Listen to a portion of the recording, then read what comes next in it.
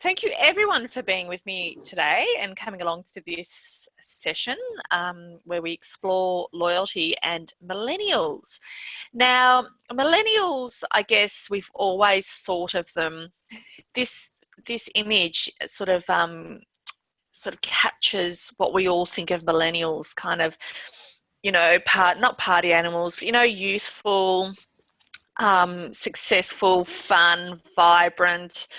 Before I start going on to talk about how loyal they are and if you can get them to be loyal to your brand, I just want to talk to you about how things are changing. This is the new vision of millennials. Millennials are becoming parents. So while some of them are still having their party ways and as mum and dads, they still like the finer things in life, they are also becoming parents. So what I want to explore with you now is firstly the changing face of millennials and how that affects how we make them loyal. So primarily millennials are moving into a new life stage, and this is really, really interesting. So we've gone from that kind of typical image of partying, big groups, selfie generation. There's still a selfie generation, right down to sort of becoming a bit more sort of discerning, sophisticated, a bit more controlled in their ways, and a bit more relaxed as whether they're parents. And the other thing that we're seeing with millennials is that they are now our new business travelers. So these are the two main things. So millennials, instead of being crazy party animals, we now need to see them as mums and dads and business travelers. So this kind of needs to be front of mind when we're marketing to them, because they have different core needs. So this essentially is quite we call it a tectonic shift. It's quite amazing. So we need to explore things like what will happen to their travel behaviour as they become parents, and what does business travel look like as millennials occupy the peak of influence. So as millennials occupy, the main chunk of business travellers, which is they're starting to do now. And also there's human capital development implications. They're becoming the leaders of our industries and managers of our industries now. We still need to remember millennials have probably been the most influential generation in marketing that we have ever seen. So as their needs and their behaviour changes, that will continue to be true. So we all need to collectively, as the travel industry, whether we're airlines, hotels, tour companies, we need to be planning for those changes now. So what I'm saying, if you've been slightly tardy in your delivery of service, millennials are coming in now as parents and far more sophisticated than they used to be. We do need to adapt to those changes. So we know that the upper end of the cohort are having families. So some of the things that they're doing with their travel is that they're becoming more value conscious.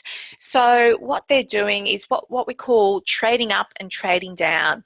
So they might be spending time, a few days camping, and then they'll go and stay in a hotel. We see like companies like the Big Four caravan, or I shouldn't say Big Four caravan parks, they're Big Four holiday parks, are really great at adapting to this cohort with their sophisticated cabins, self-contained cabins that are, often quite luxurious. So we're seeing those sorts of products coming along and being adapted from daggy old cabins and on-site vans when I was travelling to really beautiful, sophisticated cabins with, state-of-the-art kitchen facilities and so forth. The other thing that we see, food has always been a driver for the millennial. They're real foodies and wine connoisseurs. This hasn't changed. So while they still like to have, enjoy great food and wine, they're also very conscious of nutritional choices for their families. Now, I have seen glimpses of this in service delivery in various aspects of tourism hospitality. I've seen people like Jamie Oliver's restaurants trying to adapt slightly more healthy kids meals. I mean, traditionally, I have kids. I don't know about you, but pretty well it's stock standard, sausages and chips, nuggets and chips, fish and chips. This generation, the millennial, are going to be far more demanding. They're going to want to see more salads. They're going to want to see a bit of fruit on the menu and so forth. So you need to be conscious of this when they are traveling. Another really interesting aspect of millennials is, as family travelers, is that they spent a long time at home, much more longer than people like me, Gen Xers. So while we were busting to get out, they've been at home a lot longer, and they've probably been at home right up until, even marriage and having the kids. So they're really attached to their home life and their mum and dad and siblings. So what we're also seeing is they're really interested and attracted to multi-generation trips. So how are you catering to that? We see this really well done in the cruise industry, and also in the big fours again, where you have the cabins, you can all get a cabin next to each other, that type of thing. So have a think about how you can cater to this sort of demand. Now this is the biggie. Millennials as business travelers, and they will not suffer fools. They will tear you to shreds if you don't cater to them. Take it from me. So they've just become the core of the business traveller market, and they already account for about a third of the spending on business flights. And this is predicted to grow by half by 2020. And this is all across. So it's not just flights, it's going to be hotels and related industries. So traditionally, millennials have historically valued authentic experiences, and they still want to do this with business travellers. So they're willing to pay. So they're not, when you think about the old Hilton traditional hotel room, you walk in, you've got your bed, you've got your desk, you've got your bathroom. They're looking for something more authentic, something that reminds them of home. They're looking for environments that are sort of not so stale, if you like. So what we've seen is that 60% of millennial business travellers have paid for premium services. So that's the really important aspect here. Paying for services that help improve their trip, that enable them to customise the experience to their personal needs, or that cater to their appetite for technology. And I'll speak a little bit more on this later on. The other thing that they've grown up with is valuing cooperative environments. So they're used to working in co-op spaces. Now, hotels still, broadly speaking, have those really awful business centres that cater to the 80s business traveller. We need to move on from this. We need to have sort of funky, catered, open shared spaces. They're okay with this, with decent Wi-Fi, decent working spaces, printers, and a whole range of services that don't cost the earth. One thing that we see time and time again in our research of this cohort millennials is Wi-Fi. Wi-Fi is a massive bugbear. Now, this generation expect Wi-Fi to be just a baseline. You need to have it, and you need not charge for it. You better not charge for it, because they will name and shame you on TripAdvisor and in their reviews. And again, as a business traveller myself, time and time again, I just see the Wi-Fi situation is just dire. Now, they will take no prisoners, no shame on this one. You need to get the Wi-Fi happening. And it has to be free, it has to be fast. And a friend of ours actually came up with this comment, and I think this is really true. And she was a millennial. I walk into a room and there's a TV with access to 20 paid channels. Why are they prepared to offer TV for free but want me to pay for Wi-Fi? I'm here for business. If I want to watch movies, I can stream movies on my own device. And I think, that kind of wraps it up and says it all. Hotels, for the most part are still stuck in the 80s and 90s. So how do we appease the business traveller, the new emerging millennial business traveller, with our loyalty programs? We need to look at adapting, and we're seeing airlines adapt quite well to the changing needs of millennials. It's commonly felt that millennials are not brand loyal. This is wrong. They will be fiercely loyal to you if you can cater their needs, values, and preferences, if you can really show that you care. So we're seeing someone like Qantas and even Emirates. You can redeem your points not just on flights, but on wine, on their store, on hotels. You can, it can be flexible. You can do a points plus pay system. There's a whole range of different ways that you can redeem your points. And this is really, really important to the millennial business traveller. They're really open to technology-based loyalty programs. Points for referrals for friends and family. This is really important to them. So if you can show that you appreciate them, appreciate the fact that you have referred people, this is a really great way to keep them brand loyal to your business. Opportunities to earn bonuses by doing something specified.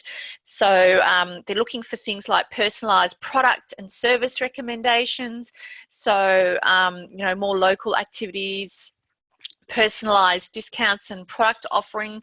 So something that's not open to the masses, but if they're loyal, if they're frequent to your business or your service, how can you personalise their loyalty to you? So it's not just about points. Integration with other aspects of their lives, so integration with mobile payment systems, with other programs, and really rewarding those statuses.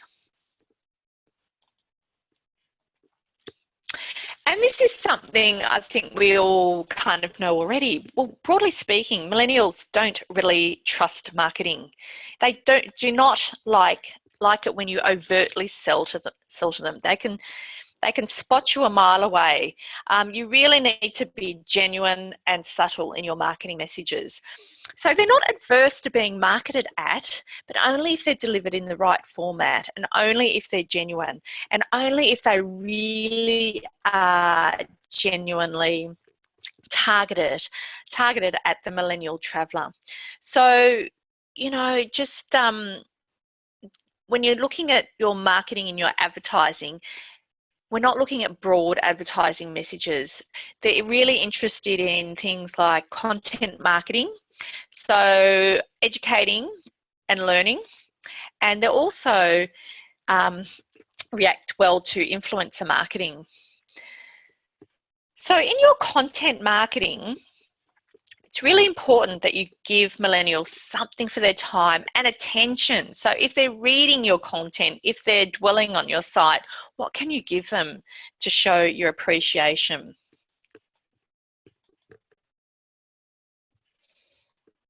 So as I mentioned before, they can see a marketing fraud a mile away and corporate speak. This is the worst thing that you can do. You've got to have your information at a very basic level, your content on your website, up to date and current. I'm not joking. I'm going to America in a few weeks for a conference, and I came across a hotel kind of in the Midwest, and it was a large hotel chain that still told me in their business centre that they had a fax machine. I mean, seriously? So that one told me they hadn't updated that page, well, at the very least since the 1990s. No one's looking at it. So again, it's by not changing things, by not updating things, you're really doing your own brand a disservice. And I ran a mile. So your job as a tourism marketer is to ensure your authenticity and attempts to be genuine really, really come through. So when it comes to your brand, your product or service, just be yourself, tell the truth, and you will be rewarded. And I guess in executions, it's okay not to be highly produced in your video and imagery. So this is a generation that really accepts DIY situations and DIY videos and photos, because this tells them that your content is actually meaningful and genuine. So don't worry about, if you don't have the thousands of dollars to produce a professional video. Your camera, your phone is your best friend in this day and age. There really is no excuse, because we want more information. We want to know what's in the room. We want to know that you've got PowerPoints on top of the desk, so I'm not crawling through, behind the fridge and under a chair and so forth to get to my PowerPoint.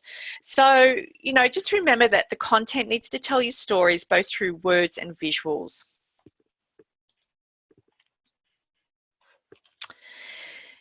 This is a generation that wants information right now. So if your destination or your business cannot provide the information or content that they are looking for, then they will just simply abandon you and Google for another business or a destination who can service them in that micro moment. So you need to ask yourself, are you catering for the millennials in their micro moments? So basically, you need to have a range of information immediately available to them when they are searching. And generally, their micro moments are really highly charged moments where they will be quick to make a decision. So we're finding that hotels are really, really lagging behind on this stuff. Just now, sort of coming to the end, general marketing tips we're looking at. Email, believe it or not, I'm not talking retro marketing techniques here. It still really is the #1 way that millennials want to keep up to date with their brands. So you've got to remember, via email, if they have opted in to your emails, they want to hear from you. But in saying that, you still need to be available and present and be seen on social media. Of course, we all know that millennials trust their friends and family beyond you when it comes to marketing recommendations. So it's really important, again, to facilitate peer review.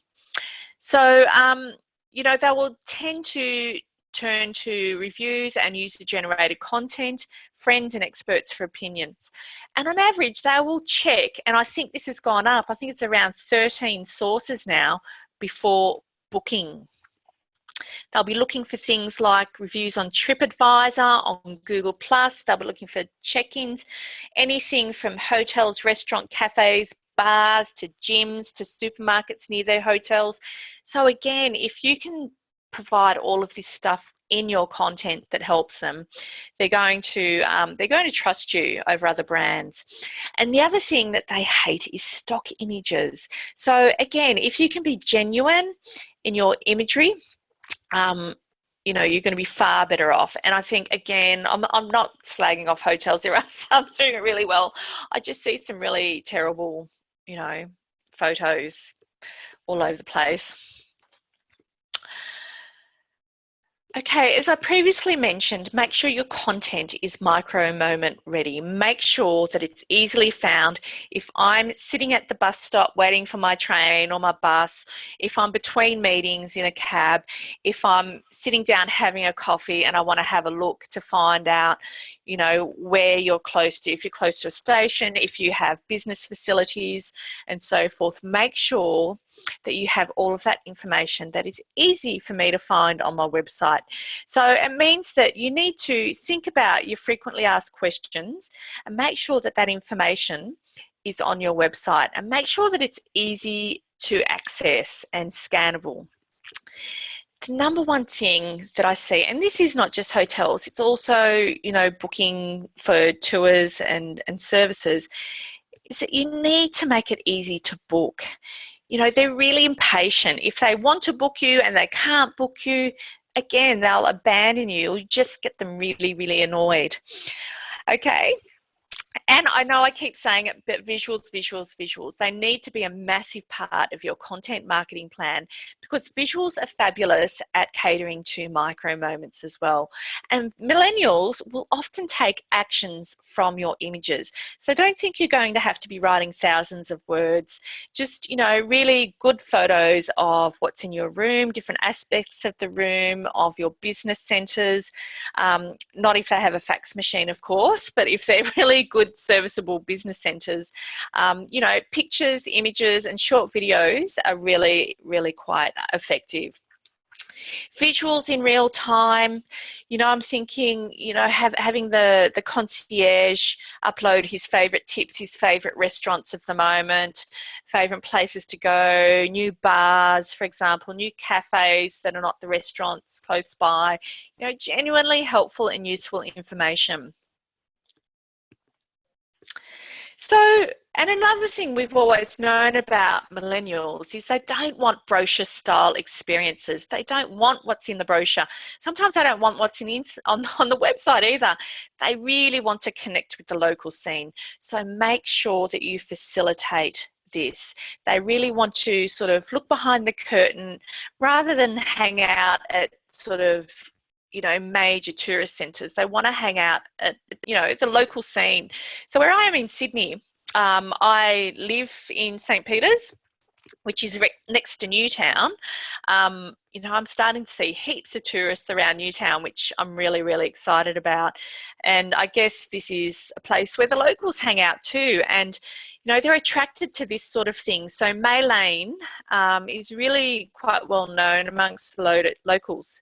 It's a famous street art place, if you like. It's just basically a small street and it's entirely done over by amazing street art.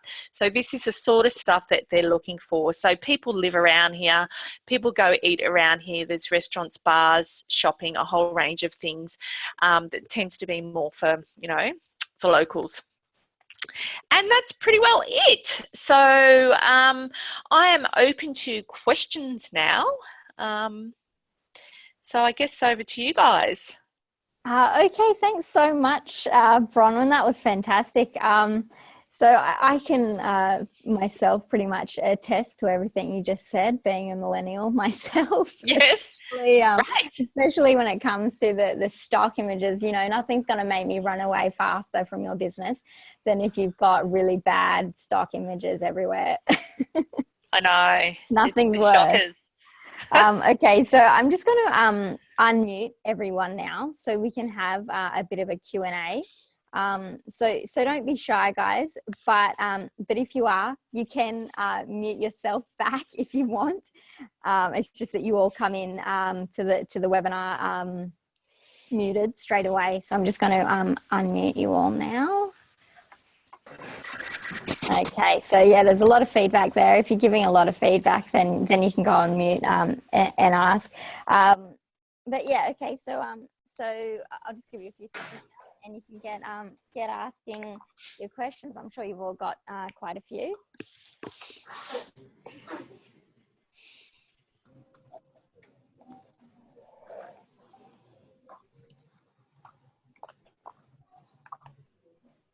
Jump in whenever you're ready, guys. It always takes a while. I won't be offended. I'll just think I've done a really great job. Everyone's questions perfectly just in your presentation, yeah.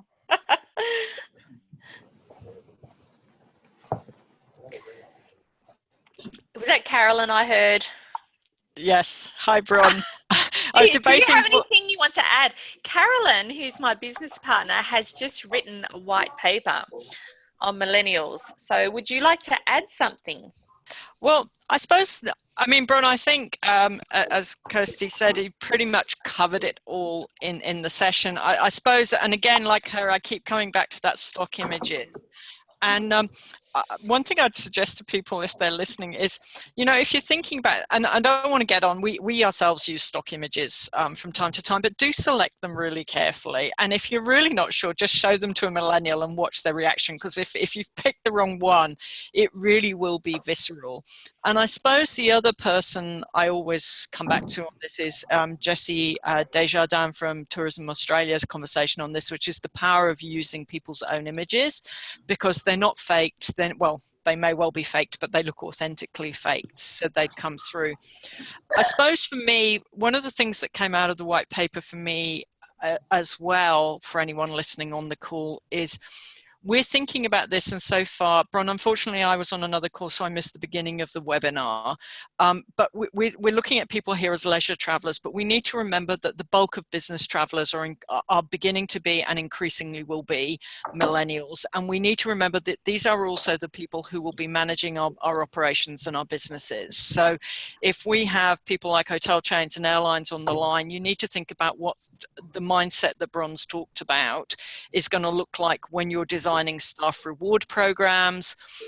We're actually seeing, for example, some of the big consultancies are now doing things like they're getting rid of the annual performance review and doing much more frequent, shorter feedback loops, because that's culturally what people are saying is, I don't want to wait 6 months or 12 months to know whether I'm doing a good job. I want to know now.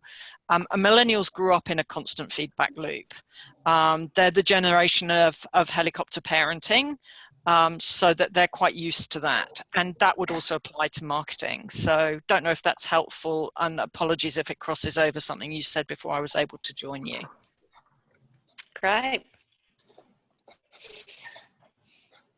Yeah, I have to say I very much agree as well with the Wi-Fi comment you made. I recently went to just campgrounds here in Tassie. I mean, I'm a remote worker, to give you guys a bit of a background on how I work. And I didn't expect them to have free Wi-Fi, so I thought, oh, fantastic, that's going to be really helpful. And not only could I not use it to have a business call through Skype, which I pretty much accepted that might be the case, but I couldn't even open one email with the free Wi-Fi that they had on offer. So basically, if you're going to tell people you've got free Wi-Fi, then make sure it's good enough that they can actually use it as well. Because I think, personally, I thought that was just saying we don't have it. Yeah, and it can be more damaging to your brand too if you're saying you do something and it's subpar. Like, it will make people angry and really annoyed. So yeah, exactly. I wouldn't have even thought that they had it, so it would have been just totally neutral for me. Yeah. But because they said they had it when they didn't really, yeah, then that makes me annoyed with them. So yeah. Okay, so does anyone else want to chime in? Hi, it's Justin here. How are you? Hi. Hey, I just wanted to add in my 2 cents. Thanks for the presentation, Bronwyn. No worries. So I deal a lot with Chinese millennials, both as a tour guide here in Sydney, taking them around, and just wanted to really emphasize, the importance of free internet. It's something that I offer. I set up a Wi-Fi hotspot on my tours. Great. And then they're straight there. They're online. They're using WeChat, and they're sharing everything as we go through WeChat, taking photos of everything we see. So that's really helpful. That's really awesome. If you're thinking about the Chinese market, bear in mind how much time they spend on WeChat, and that needs to be a big part of your strategy. Yeah, and the thing is too, Justin, is I don't understand why we can't provide free Wi-Fi, because it's free, like you say, it's free exposure for your product, service or destination. Clearly you're providing it to your tour groups, but we should be providing it in more places where it's really easy to log on. So, and particularly the Chinese too. Yeah, you're right. So have you been taking, Justin, have you been bringing them down to Newtown? Bronwyn, I took some Chinese millennial tourists to Newtown just the other week and showed them the graffiti around King Street there. Didn't get to May Lane, and we went to Lentil as Anything. Oh, great. So showed them Oh, a they would love to. very authentic kind of place that no other Chinese tourists go to, obviously. Well, that's it. I'm seeing more and more around, and I love it when I see them. But the other thing that I see, like I do see, because our office is in the middle of Newtown, a lot of Chinese travellers starting to come through, but nobody has a Union Pay sticker on their shop window, which is crazy, isn't it? Just the basic stuff. They'd be in there, buying everything. So. Yeah, I mean the Union Pay is great to have, and it's a shame that we don't see more places offering that. But if you're looking at the millennial audience, even more important than Union Pay is probably Alipay and WeChat Pay. Ah, yes, of course. Is that accessible here? We can get it here. Yep. There's a couple of companies that offer third-party payment solutions through using WeChat Pay and Alipay. So you can set up accounts with them. They help you settle it, and you can receive money in Australian dollars, and it's converted straight into renminbi. So they work out how much they have to pay on their end. So it really reduces the friction in any transactions there if you can offer that. And if anyone wants to find out more, happy to talk to them. No worries. Bron, I was actually talking to Dr. Matt McDougall of Digital Jungle, who's actually just set up a WeChat payment channel. Primarily at the moment, it's aimed at the Dougal, the people who... it's aimed at the people who are the buyers, people who come here and buy stuff for people. But definitely there are solutions out there, and I know Matt would be very happy to obviously, because he's got $3 million worth of investment riding on it. He'd be very happy to talk to people as well about the solution he's got.